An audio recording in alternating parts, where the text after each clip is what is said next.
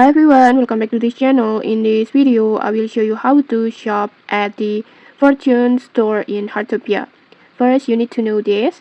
This Fortune Store is a special shop that only belongs to NPC Doris, and you can find this store anytime because Doris only appears during special weather. Like Doris will show up when it's raining or snowing like this, and then during meteor events or when a rainbow appears. And when it starts to rain or snow like this, just go to the art street near the Central Park area over here.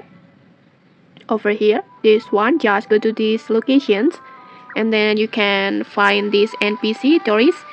And then once you see Doris, just tap on her chat character like this. And then next just choose Fortune Store like this. And then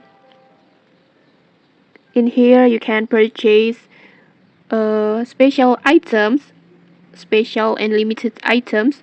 For example, you can purchase a food recipe like roll cake, and then the ingredients of the roll cake, indigo sugar like this.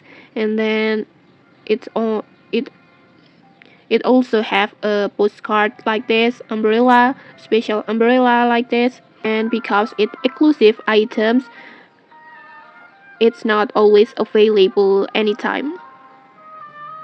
It will not always available.